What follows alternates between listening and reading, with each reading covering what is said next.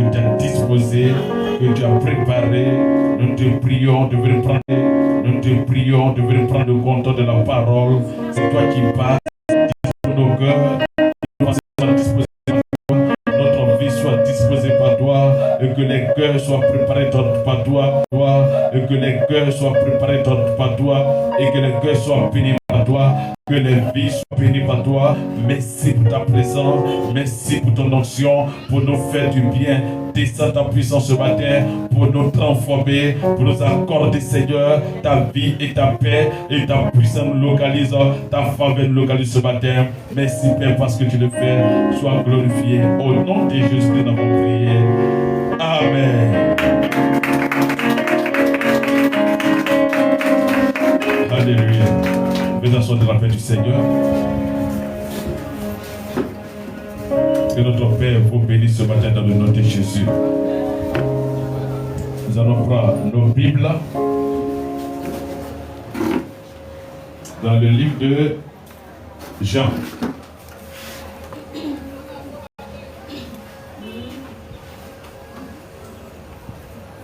Notre livre dans le livre de Jean. Jean chapitre 14, verset 20 jusqu'au verset 24. J'ai lu la parole de Dieu avec respect et avec vie. En ce jour-là, vous connaîtrez que je suis en mon Père et que vous êtes en moi et que je suis en vous. Celui qui a mes commandements et qui les garde, c'est celui qui m'aime. Et celui qui m'aime sera aimé de mon Père. Je l'aimerai et je me ferai connaître à lui. Verset 22. Jules, non pas Iscariote, lui dit: Seigneur, tout vient que tu te feras connaître à nous, et non au monde. Verset 23. Jésus lui répondit: Si quelqu'un m'aime, il gardera ma parole, et mon Père l'aimera. Nous viendrons à lui, et nous ferons notre demeure chez lui. Verset 24. Celui qui ne m'aime pas ne garde point mes paroles, et la parole que vous entendez n'est pas de moi, mais du Père qui m'a envoyé. Amen. Alléluia. Amen.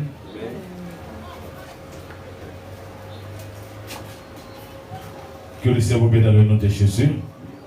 Parce que ce passage, nous avons l'habitude de la méditer. Amen. Donc,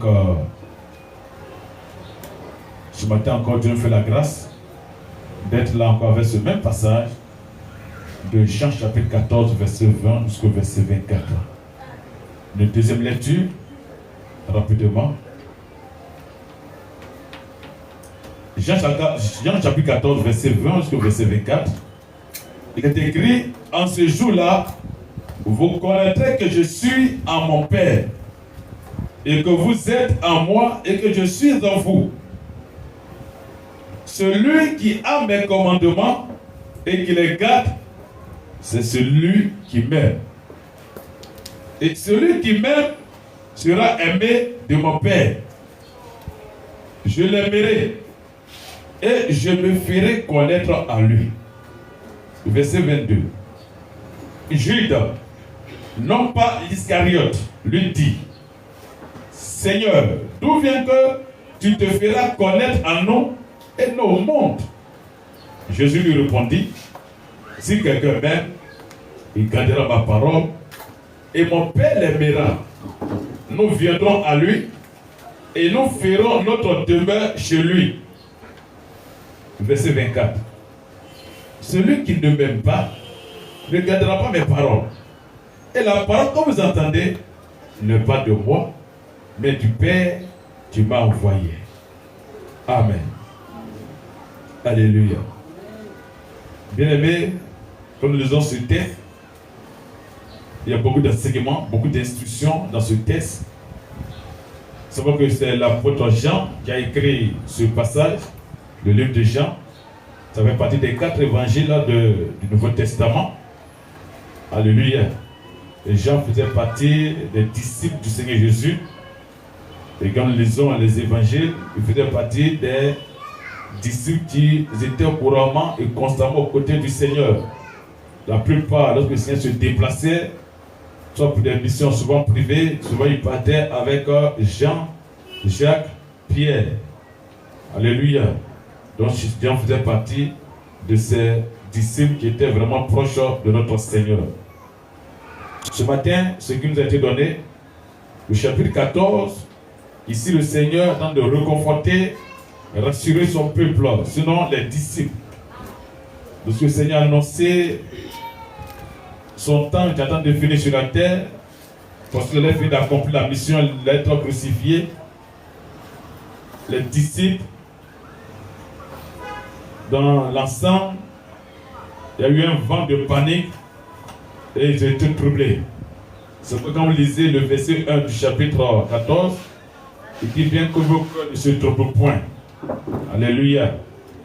C'est une parole de rassurance et une parole pour encore les fortifier. Mais ce matin, ce qui a été donné, le verset 20 jusqu'au verset 24, il dit clairement, quand ce jour connaîtrez que je suis à mon Père et que vous êtes à moi et que je suis en vous. Celui qui a mes commandements et qui les garde, c'est celui qui m'aime.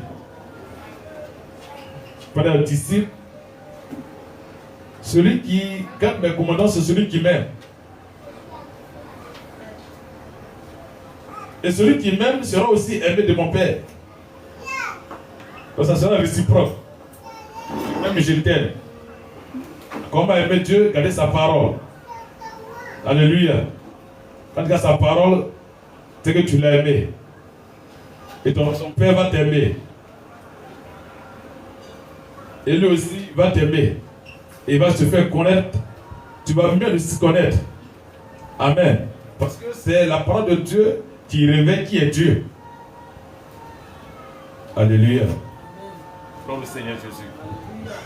Et il y a des disciples qui ont posé la question, mais pourquoi tu ne te fais pas connaître au monde et c'est à nous? Amen.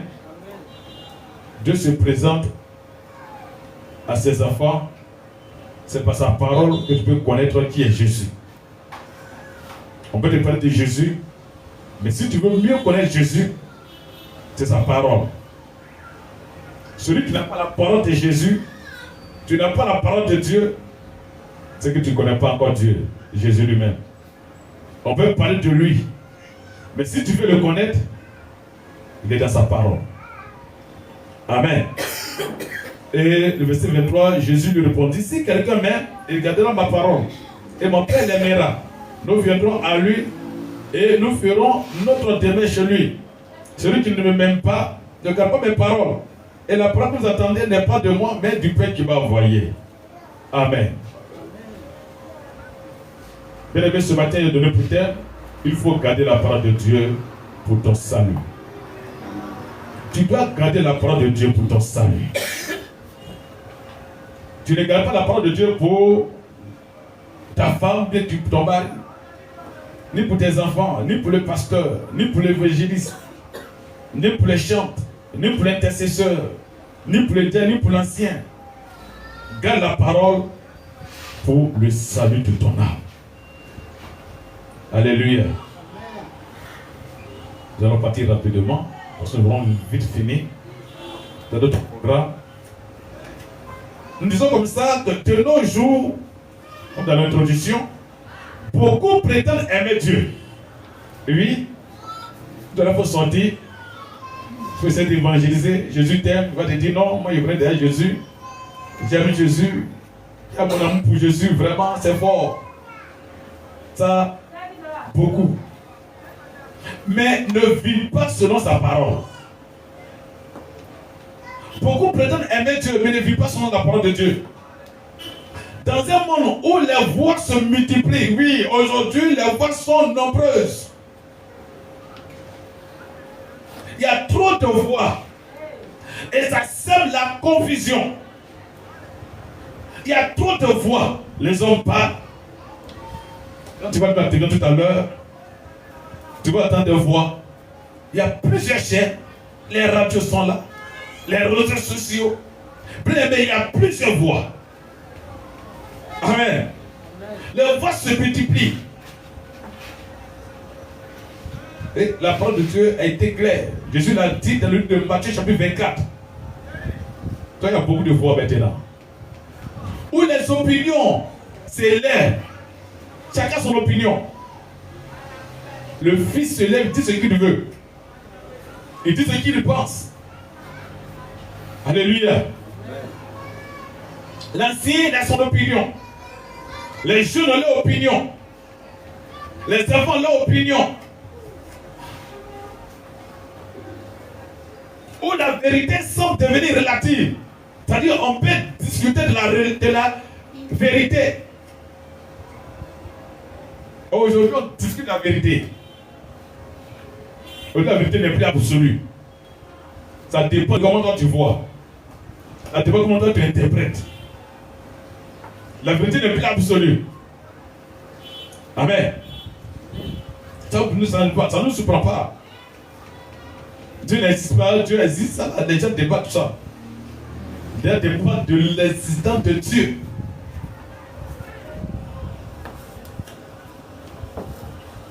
Mais ce qui est merveilleux, Jésus nous rappelle une chose essentielle dans ce passage de Jean chapitre 14, verset 20 jusqu'au verset 24. Gardez sa parole. Amen. Malgré la voix qui se multiplie, les opinions qui s'élèvent, malgré les contradictions, où la vérité est relative, où on peut discuter, c'est le plus absolu. La parole de Dieu n'est plus absolue. Il y a une chose que Jésus déclare: gardez sa parole. Alléluia. Malgré la voix que tu entends, malgré ce qui se dit, ce qui se fait, que ne soit pas entonné si on voit souvent des choses. Il faudrait que cela arrive. Si cela n'arrive pas, la parole ne va pas s'accomplir. Donc c'est pour ça que Jésus dit: gardez ma parole. Ce n'est ni une option, ce n'est pas une option. C'est comme on après une option, c'est une disposition qu'on prend, non. C'est option B, là c'est en ma choix, non. Ce n'est ni une simple suggestion. Quand Jésus parle de garder sa place, ce n'est pas une suggestion, on ne te suggère pas. Jésus ne te suggère pas. Non, tu peux, hein, ça t'arrange, non. Comme pas de suggestion, ça dit, bon, je mérite que, je suggère que, je mérite dire que, bon, si ça ne t'arrange pas, tu dis non, en tout cas, ta parole, ton idée là, ça ne t'arrange pas, ce n'est pas ça. Alléluia. Mais c'est une condition. Garder la parole, c'est une condition. Pour demeurer non seulement dans l'intimité avec Dieu, mais c'est une condition pour avoir le salut. Amen. Tu ne peux pas avoir le salut si tu ne gardes pas la parole de Dieu. Alléluia. Garder la parole, c'est plus que l'écouter ou la lire. C'est l'accepter, la mettre en pratique et conformer toute notre vie avec la parole. Alléluia. Donc, nous disons comme ça, quand Jésus dit garder sa parole, ce n'est pas seulement venir écouter, ce n'est pas seulement lire la Bible, mais c'est d'accepter cette parole, c'est de la mettre en pratique et c'est de vivre selon cette parole. Il faut mettre ta vie en conformité avec la parole de Dieu. Dans ce message, nous allons méditer sur 3 points. Rapidement.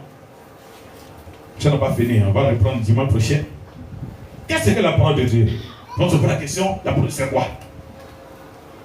Ça y est pour la question. Qu'est-ce que la parole de Dieu? Comment garder la parole de Dieu? Et quels sont les avantages de garder la parole de Dieu? Amen. Qu'est-ce que la parole de Dieu? Question. Qu'est-ce que la parole de Dieu? Tout à l'heure, l'homme de Dieu, l'évangile a dit, on va passer la parole de Dieu. C'est quoi la parole de Dieu? On n'est pas que d'enseignement, vous ne voulez pas que d'enseignement, donc il doit en profiter. Il doit en profiter, oui. La parole de Dieu, selon moi, c'est la nourriture spirituelle.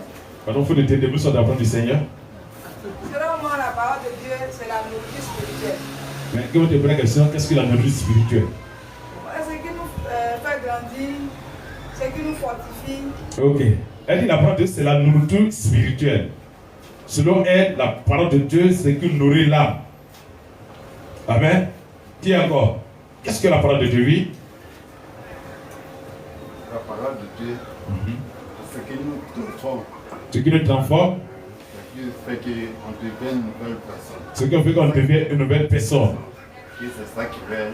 Si tu gardes la parole de Dieu, tu as accepté Jésus. Et en tout cas, Jésus en toi. Ouais. Ok. Oui. Bon, moi, selon moi, la parole de Dieu, c'est une ordonnance. C'est une ordonnance? Qui guérit l'âme et l'esprit. Ok. Bon, pour être plus explicite, la parole, où on peut trouver la parole de Dieu? C'est pour ça transforme, mais c'est où? La parole de Dieu même. C'est qu'est-ce que la parole de Dieu? Oui. La parole de Dieu, Oui. ce sont les dits de Dieu Oui. qu'on a rassemblés ensemble dans la Bible. Ok. Oui. La parole de Dieu, c'est la pensée de Dieu. C'est la pensée de Dieu. Consignée dans un livre. C'est Dieu lui-même. Amen. Donc la parole de Dieu, c'est la pensée de Dieu. Mais c'était consigné dans un livre qu'on appelle la Bible. Amen. Amen. Je l'ai dit, c'est pas mauvais. Mais si je te dis, qu'est-ce que la parole de Dieu? La parole de Dieu ici est physique. La parole de Dieu est vivante.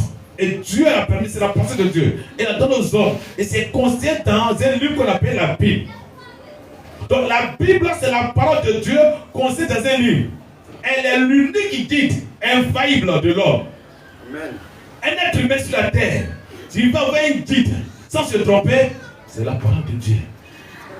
Alléluia. Gloire à Jésus. Un homme sur la terre, ils n'ont pas dit que c'est pour les chrétiens. Dieu l'homme. Si tu es un être humain, si tu veux avancer, tout ce que tu veux faire, tu veux avoir un guide pour te conduire. Le seul livre qui a la capacité, le pouvoir de te conduire à bon port, c'est la parole de Dieu qui est la Bible. C'est le seul livre au monde qui instruit d'une manière certaine, sans se tromper, sans faire d'erreur. Alléluia. D'une manière certaine, honnête et digne sur la volonté et le plan de Dieu pour chaque être humain. La parole de Dieu, c'est avant tout la révélation divine donnée à l'humanité à travers les Écritures. Vous pouvez voir ça dans le 2 Timothée chapitre 3 verset 16. 2 Timothée chapitre 3 verset 16. La parole de Dieu, son importance. Alléluia. 2 Timothée chapitre 3 verset 16. Il est écrit: toute écriture est inspirée de Dieu et utile pour enseigner. La Bible de Genèse et Apocalypse, ça a été inspiré par Dieu. C'est vrai, c'est les hommes qui ont écrit, mais c'est la pensée de Dieu. C'est Dieu qui les a inspirés par son esprit. C'est pourquoi depuis la création, lorsque Moïse a écrit, jusqu'à présent, la Bible est d'actualité. C'est que tu prends la Bible de lire, c'est comme si la personne, c'est comme si tu as en train de vivre l'événement. Quand Jésus a venu, les petits savaient plus de 2000 ans. Mais ce qu'il a dit, et puis la vie d'aujourd'hui, c'est comme si maintenant je suis en train de parler. Alléluia. Amen. Ça ne passe pas. Il est éternel. C'est vrai, juste ce nom-là. Le nom de Dieu, Père l'éternel. Sinon, les chrétiens, on se réfère à ce nom éternel. C'est-à-dire, il n'a pas de commencement, il n'a pas de fin. Ce qu'il a dit dans Genèse là, il ne changera pas jusqu'à ce que le monde finisse. On peut changer, mais lui ne change pas. Il est éternel. Les agents disent en engagement. Amen. Toute d'écriture esprit de Dieu est utile pour enseigner. C'est pourquoi l'enseignement, c'est à l'église, on peut t'enseigner. Tu veux la connaissance, c'est en Jésus. C'est ta parole. Tu veux du succès, tu veux la réussite. Quelque chose pour que tout ça se débloque, c'est la parole de Dieu. Pour convaincre, c'est la parole de Dieu pour convaincre. Pour corriger, pour instruire dans la justice, afin que l'homme de Dieu soit accompli et propre à toute bonne œuvre. Alléluia. Donc la parole de Dieu, voilà ce qu'il fait. Hein? Et Dieu pour enseigner, pour convaincre, pour corriger, pour instruire de la justice. C'est un guide. Ça peut te guider. Amen. Donc la Bible, c'est la parole de Dieu. Il y a aussi la parole de Dieu incarnée. La parole incarnée. Dis qu'on a la parole incarnée. Oui. Oui. C'est Jésus. La parole incarnée, c'est Jésus. Jean chapitre 1, quand le verset 1, il dit au commencement était la parole. Et la parole était avec Dieu. Et la parole était Dieu. Verset 14. Qu'est-ce que la Bible dit? Elle était chair. Jean chapitre 1, verset 14. Et la parole a été faite chair. Et elle habitait parmi nous, pleine de grâce et de vérité. Donc la parole de Dieu incarnée, c'est Jésus. Donc si tu reçois la parole, tu as reçu Jésus. Si tu refuses la parole, c'est que tu n'as pas, tu as refusé Jésus. Maintenant, ce qui se passe, beaucoup disent aiment Dieu, mais ils refusent la parole. Alléluia. Jean chapitre 14, 1, verset 1, nous montre que Jésus est la parole faite chair. La parole, c'est aussi les caractères et les enseignements de notre Seigneur Jésus-Christ. Amen. La parole là, c'est aussi les caractères et les enseignements de Jésus-Christ. Donc, gardez la parole. Comment Jésus a vécu? Gardez les caractères de Jésus. Quel est ses vertus, quel est son caractère, quels sont ses enseignements. Quand tu reçois, toi, tu gardes et puis tu imites. Comme l'apôtre Paul a dit, il dit soyez mes imitateurs, comme je le suis de Christ. Lui, il imitait Christ. Donc, il imitait moi, parce que je suis Christ.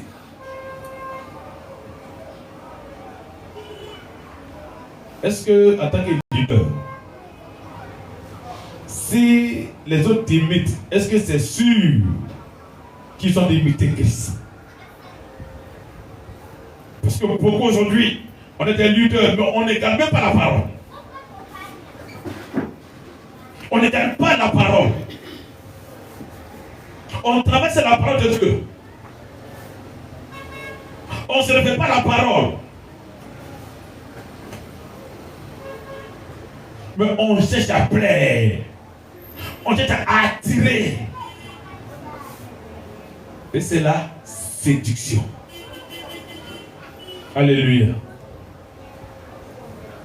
Gloire au Seigneur Jésus. Quand nous prenons Genèse chapitre 1, verset 26, qu'est-ce qu'il a dit? Il dit, faisons l'homme. Aujourd'hui, on ne va pas tout finir, mais on va faire l'essentiel. Puis Dieu dit, faisons l'homme à notre image selon notre ressemblance. Il dit quoi? Faisons l'homme à notre image et selon notre ressemblance. Donc Dieu crée l'homme à son image et à sa ressemblance. Donc quand tu sors du sein de ta mère, tu as l'image de Dieu et tu as sa ressemblance. Mais aujourd'hui, est-ce que tu as l'image de Dieu et la ressemblance de Dieu? Alléluia. Amen. Comment tu es sorti du sein de ta mère? Est-ce qu'aujourd'hui, quand tu te regardes, est-ce que tu as encore l'image de Dieu qui t'a créé? Est-ce que tu n'as pas changé d'image?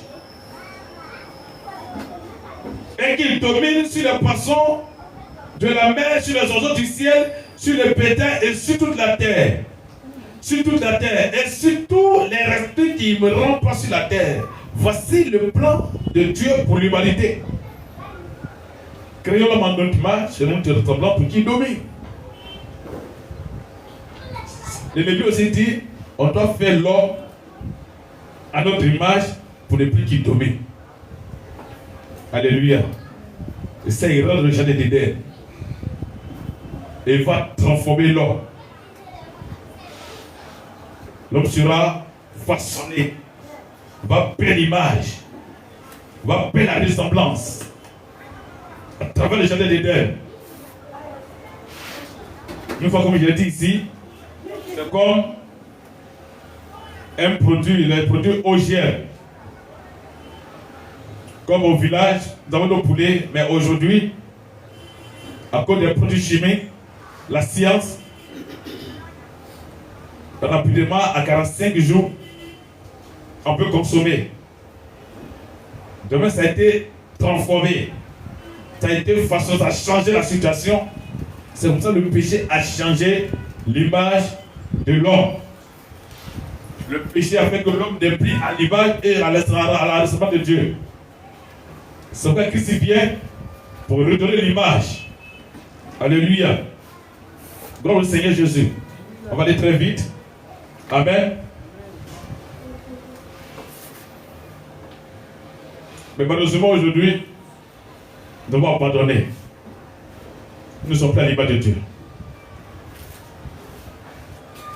Je vais parler un peu. On a plus d'écouter ce message. Tu vas regarder, est-ce que tu gardes la parole de Dieu? Tu ne dois pas garder pour aujourd'hui, ni pour demain, ni pour un an. Ne garde pas la parole de Dieu parce que tu as lu mon scénario aujourd'hui. Et quand tu vas sortir, et puis tu vas laisser la parole. Comme si tu étais en prison. Alléluia. Il faut garder la parole. Il faut garder la parole. Comme tu cherches de localité. Garde la parole comme Joseph a gardé la parole. Il a été instruit par Jacob. Malgré qu'il a été vendu en tant qu'esclave à des étrangers. Arrivé à l'Égypte, il a été aussi vendu encore. Joseph n'a pas dit comme je suis à l'étranger, comme je suis esclave, je suis maltraité. Mon Dieu ne sait pas ce qu'il a fait. Lui m'a révélé que je serai ceci, je serai cela. Et voilà que me voici. Au lieu d'être un je suis devenu esclave. Loin de ma tribu, loin de mes parents. C'est que Dieu là, ce qu'il dit ne fait pas. Ce que mon papa m'a dit là, c'est pas vrai. Il y a trop longtemps, donc tu changes. Joseph n'a pas fait. Il est sur tout droit dans ses bottes. Il a gardé la parole. Et à la fin, vous avez vu ce qui s'est passé dans la vie de Joseph. Garde la parole comme Daniel et ses compagnons.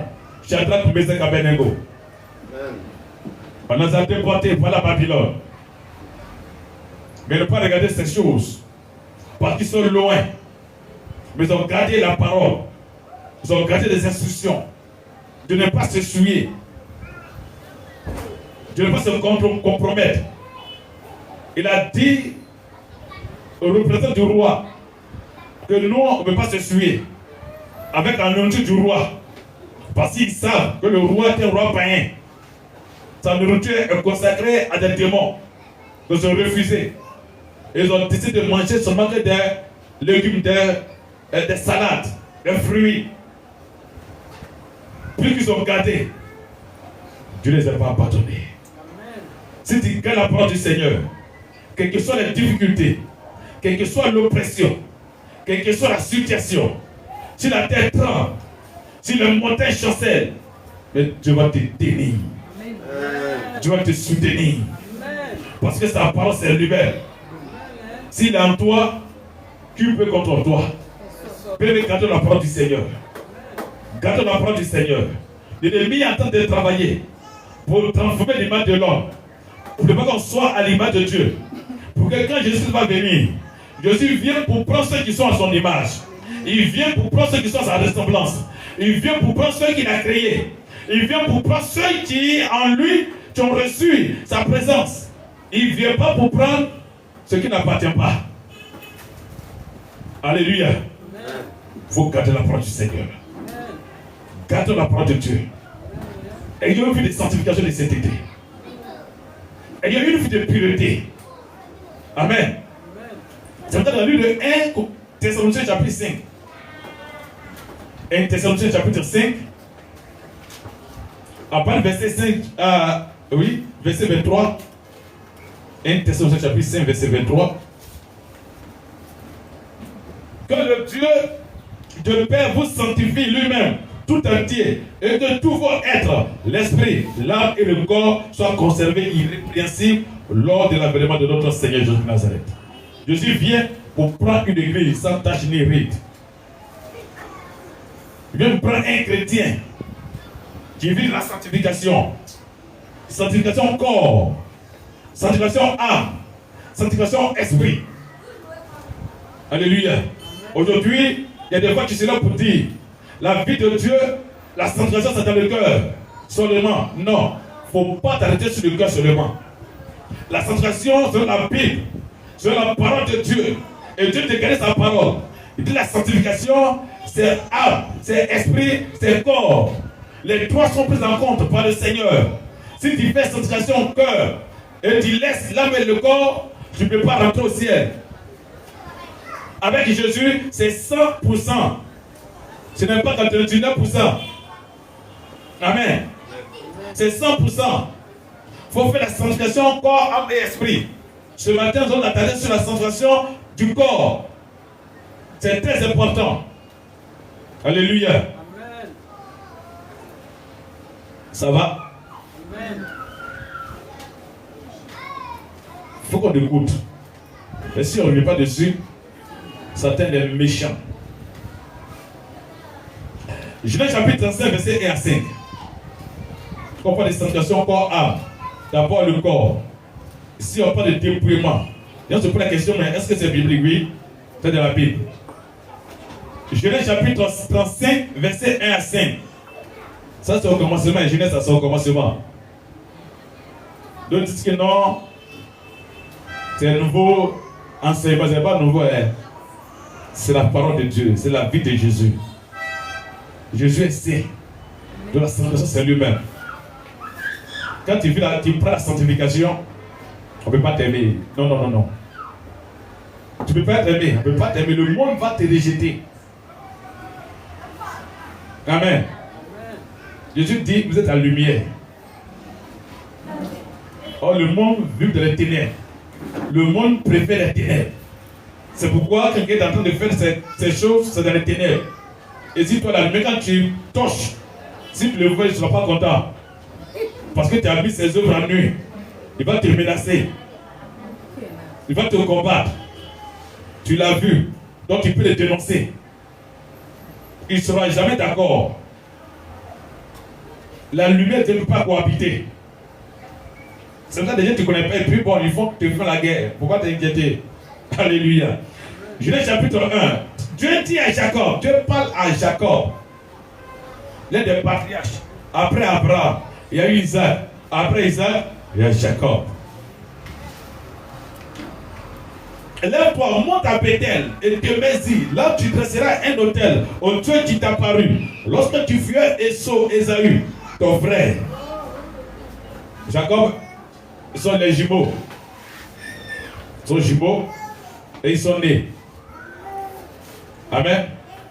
Et la parole a été annoncée à leur mère qu'il y a deux nations qui font la guerre.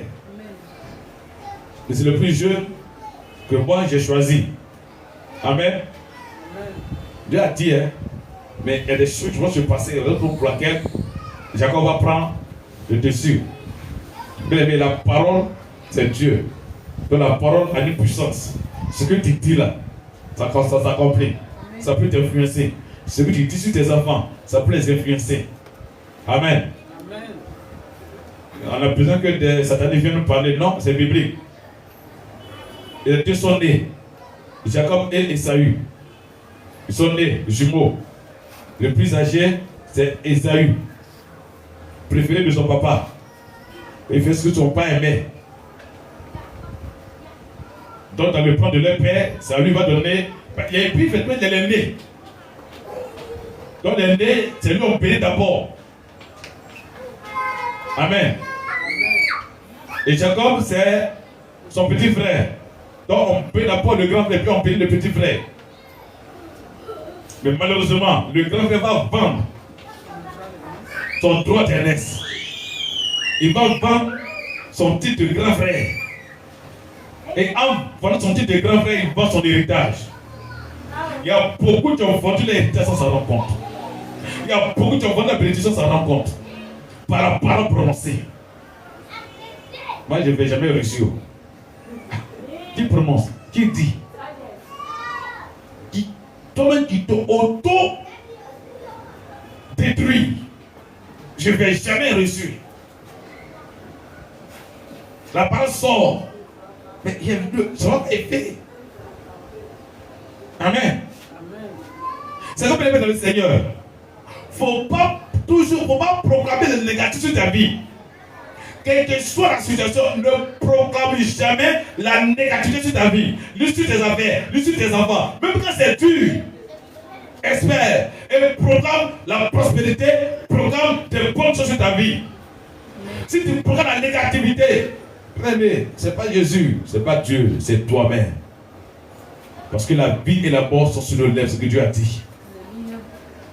Dis Pierre, si c'est un piège, je bâtirai mon église. Et les portes de monde ne profiteront plus contre elle. Quand tu lisez le verset suivant, je vous donnerai les clés du royaume des cieux. Ce que tu vas dire sur cette terre sera lié dans les cieux. C'est par la parole. Ce que tu vas déclarer, le ciel va cautionner. Qu'est-ce que la parole que tu prononces? Et Ésaü va vendre à cause d'un plat d'haricots. Mais souvent quand tu écoutes, c'est vrai la raison. Il avait faim. Son frère ne veut pas donner à manger. Il dit, mais il a fait avec toi des nerfs si je meurs. Si la faim me tue, la faim ne tue pas, bien aimé dans le Seigneur. Le Seigneur ne peut pas tuer une personne. Et à cause de la nourriture, la bonne dit, moi je fais avec le droit des nerfs. Il faut prendre. Pour lui, c'est pour la déclarer. Mais c'est après, il s'est rendu compte que ce qu'il a dit, c'est accompli sur sa vie. Donc, comme il y a ce problème, il a pris son droit d'aînesse. Donc, c'est lui que le Père a béni avec les ruses de Jacob. Mais après, il va payer ça aussi. Alléluia. Donc, comme il a pris les droits d'aînesse, il a pris les biens de Ésaü. Donc, ses frères s'est levé contre lui. Donc, il va fuir. Son maman dit, bon, il faut quitter. Va chez mon nom, là-bas. De les parties. Et Dieu maintenant lui parle. Jacob dit à sa maison, quand il est parti, il venait maintenant, il revenait à sa maison et à tous ceux qui étaient avec lui. Ôtez les dieux étrangers qui sont au milieu de vous. Purifiez-vous et changez de vêtements. Comme le Seigneur, la parole de Dieu me dit de nous purifier, de changer de vêtements. Amen.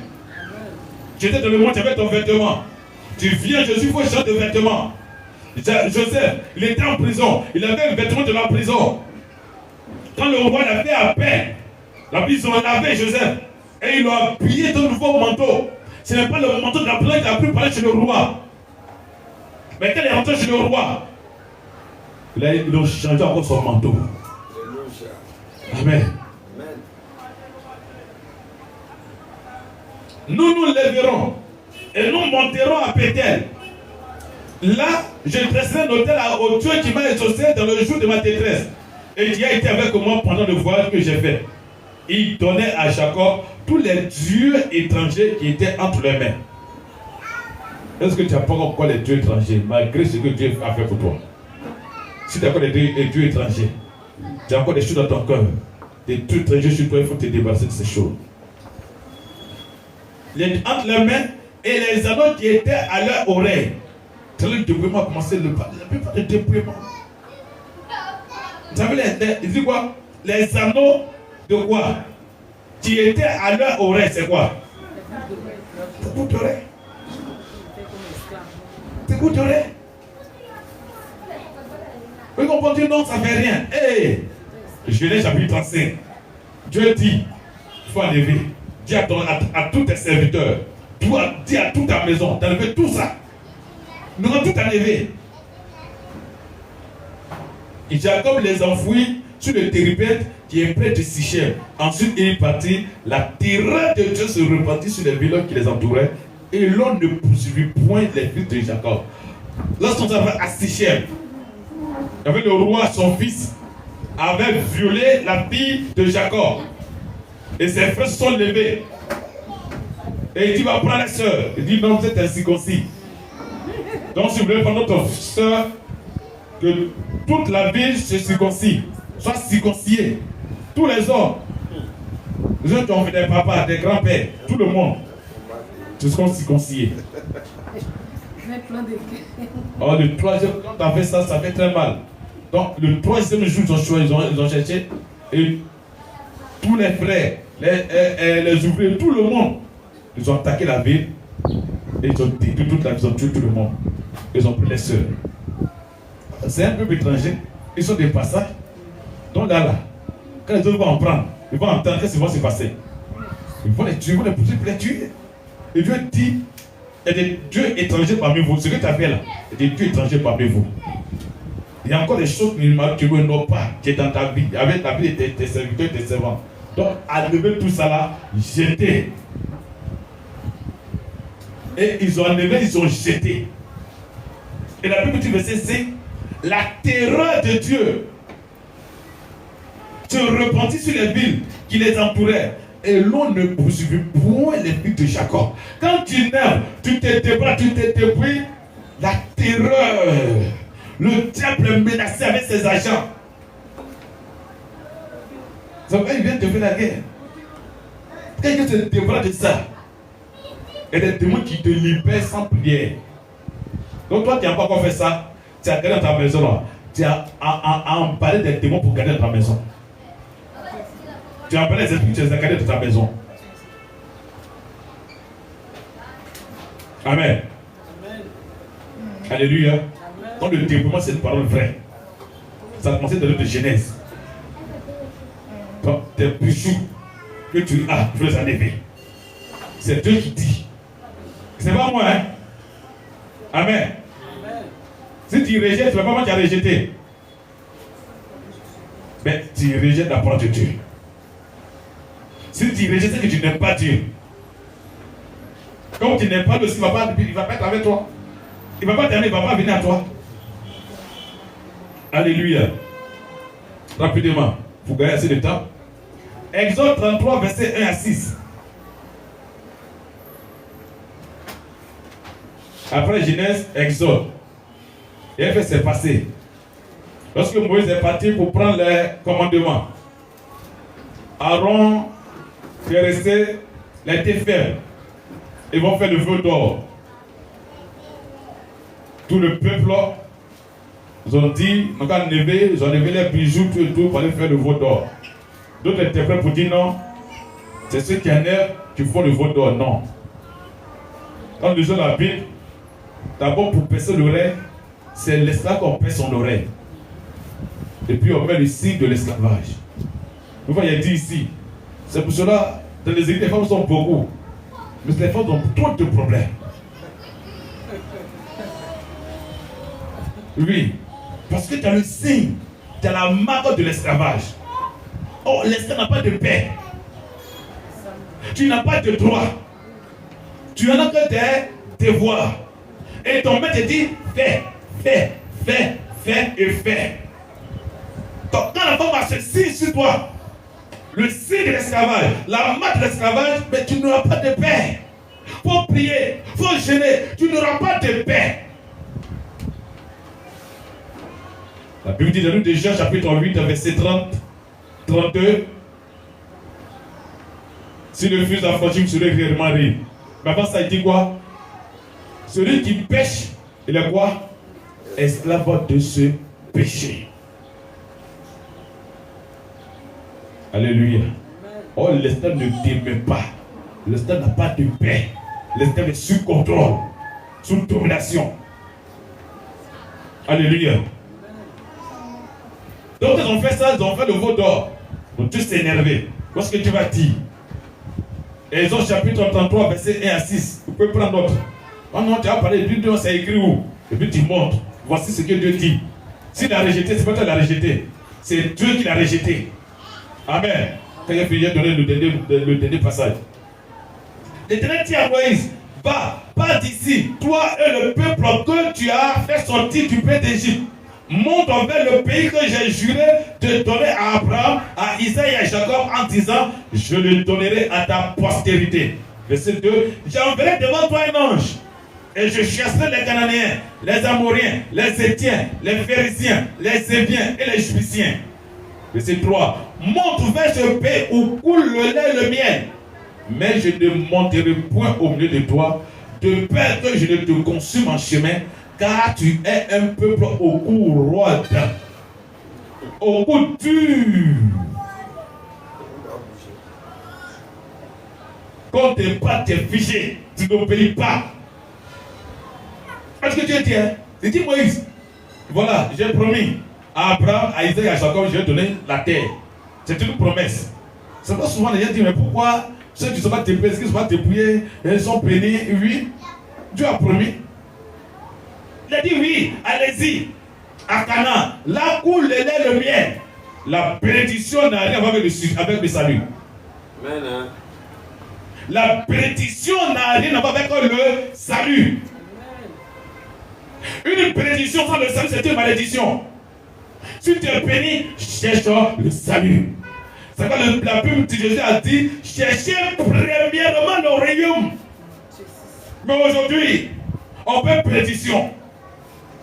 Bénédiction, je ne me pose la question, mais nos frères européens qui sont là-bas, si Dieu les bénit, ils vont où? Que les signes de bénédiction. Tu seras béni, tu vas voyager, c'est ça qui est signe de bénédiction. Hein? C'est pas seulement la bénédiction, hein? Ouais. L'Afrique est très riche. Tout est ici. Tout est ici. Que le Seigneur vous bénisse. On va prier que Dieu nous aide.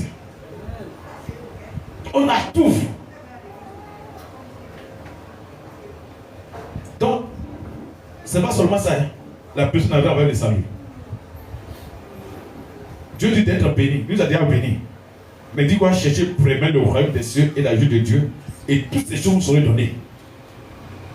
Alléluia. Donc Dieu, il dit allez-y. Vous allez partir. J'ai fait la promesse à Abraham, à Isaac et à Jacob. Mais cette fois-ci, je ne vais plus avec vous. C'est un ange que je vais prendre, il va vous conduire. Il sera devant vous. Parce qu'avec votre manière de vivre là, avec vos idoles, tout ce que vous avez mis sur vous là, si je vis au milieu de vous, je vais vous détruire. Alléluia. Gloire au Seigneur Jésus. C'est une parole vraie. C'est biblique. Lorsque le peuple eut entendu ces sinistres paroles, quand on a entendu la parole que Dieu a prononcée à travers Moïse, il fut dans la désolation et personne n'est mis ses ornements. Vous entendez des maîtres.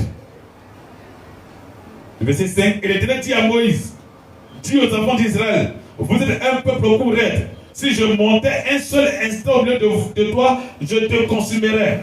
Autre mettant tes ornements dessus toi, et je verrai ce que je te ferai.